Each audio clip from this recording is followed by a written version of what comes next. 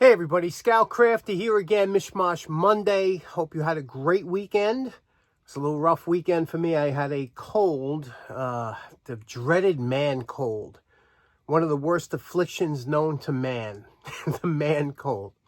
And I don't know, it hit me, but it's okay. It's the first time I had any kind of ailment since COVID started, or I guess 3 years now. So knock on wood, I've been pretty lucky that way, so I don't mind, but I'm just trying to knock it out of me. And when I get a cold, I don't do anything. I take it easy, catch up on some old movies, and just relax and rest and let it heal naturally. So today's going to be a short episode, just letting you know what's going on here. A couple things to talk about. First, we got to talk about, I did that we did that hot plate, that Westinghouse, beautiful Westinghouse hot plate. A lot of you enjoyed it, but it's funny, I didn't see something on there. Let me show you what I'm talking about. Now, when we did this hot plate last week, I was commenting that when I did the current check on here, I said this one here was about 1,050 watts, and this one here was about 650, and I said, I wonder why that is, if it had to do with it. And little did I know, but a lot of you picked it out because you watch this on a big screen TV and you see all the things that I can't even see with my eyes. But right here it says 1,000 watts on the left and 650 on the right above the knobs. I didn't even see it. A couple of you pointed it out. So thank you for letting me know on that. So that makes total sense now, don't it? Okay, next up, real quick, I don't do a lot. I don't sell any tools. I never sell it. But what I do is occasionally a trade. And that's a good option for people like me who don't sell things. Sometimes you trade something, everybody comes out ahead when you trade.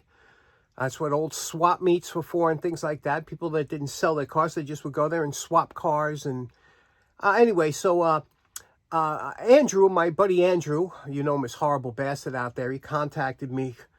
It's going on last year already. That's how quick things move around here. They don't. But Andrew said he wanted to set up a swap for this motor that I have. And sounds good to me. So I'm going to shoot over there and pick up what we're swapping for. I'll show you when I get it. But I told him I just want to clean it up a bit before I bring it over. Let me show you what we're talking about. You might remember I bought this at Jacktown a while ago. And it's a Red Wing, beautiful motor.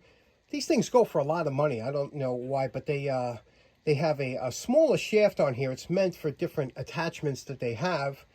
But Andrew does his own restorations, things like that. So he'll take care of it. He's probably going to wire it directly up to his bench, whatever the case may be. But I just didn't want to, bring it over all filthy up. So I'm just going to do a quick cleanup and get rid of some of the rust on the shafts and stuff.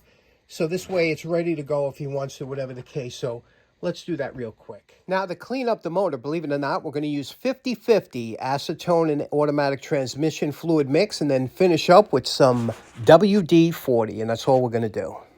Okay, we're calling this project cleaned up. We just want to clean it up, like I said, so we're not giving Andrew something that needs any work to begin with. Now, he's, like I said, he's going to mount this whichever one. These here, what you see on the side here of this motor, these, I think, are when you put something on here, this backs it off and pops it off. So that's what I think these are for. And cleaned all those. It's all lubricated. Now, when you start these motors, it's got 2 speeds. You're supposed to start it on low and then go to high. So we'll start on low. There we go. And then we'll go right to high. And you can see how nice and smooth that runs and balanced. These things are meant to run for hours and hours, and just beautiful. And you could hear by the wind down. Now we just shut it off, and look how long it takes for this to wind down. That's how you could tell when your bearings are in good shape. And if you shut a motor off and it stops turning within a second or two, a lot of times your bearings might be dry or in need of some work. Look at this. This is still going. It's an amazing, the way these are set up, American-made bearings. I'm sure they use high-quality stuff. And again, you could see how long it goes before it, there it goes. It's just stopped now. So it's got good wind down. That's what you got to look for. Okay, it's the next day, and it's cold's breaking up a little bit. But after doing that motor for Andrew yesterday, it really got me kicking again. I want to be doing Terry's motor. Terry gave me this beautiful Century motor. last year, and I got to do it soon. I'm really psyched to do it. It's been on my kitchen table the whole time. But check this out, what we're going to do now. Okay, here's another motor I had sitting here for months, and I got this inexpensive motor. It's a nice quarter-horse motor. I did a very similar motor about 9 months ago. I did a video, and I must say, even if I say it myself, it's a very good video. If you're interested in this type of, I'll put it in the description if you want to see how this is taken apart and whatever. But for this one here, because you don't want to hear my nasally talking, what I'm going to do is I'm going to clean this up, but I'm going to do it ASMR style, whereas, you know, I'm not going to do any talk over, but I'll just film what I'm doing, and this way you can sit here and see what it looks like at the end. But right now, you can see what this looks like. We're just going to clean it up. I want to get this in running shape, all lubricated and whatnot. Let's do it.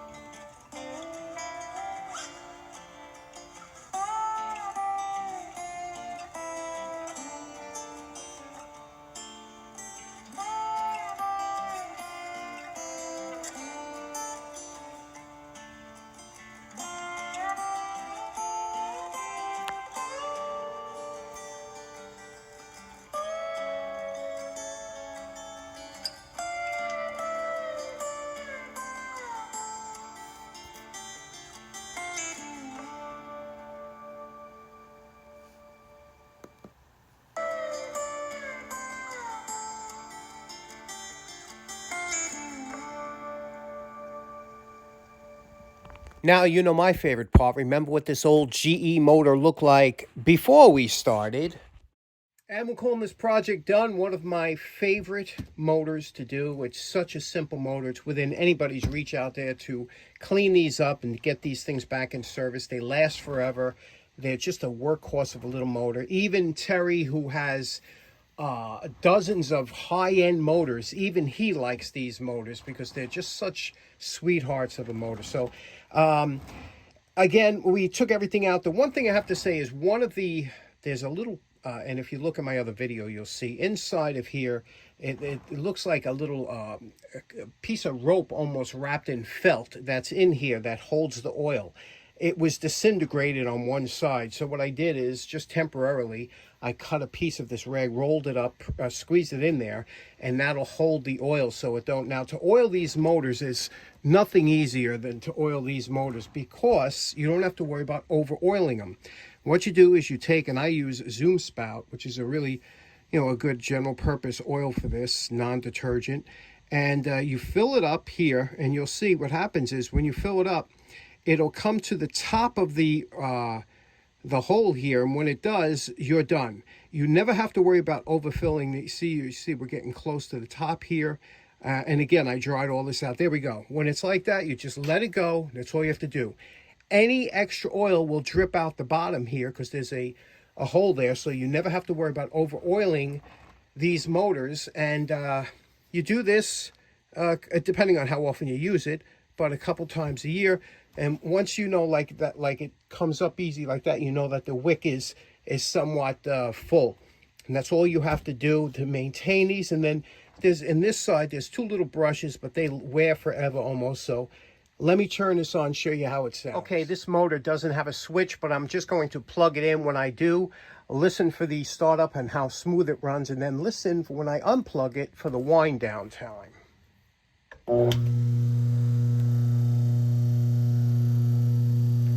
Very smooth. These things, they are just beautiful. Now I'm going to unplug it.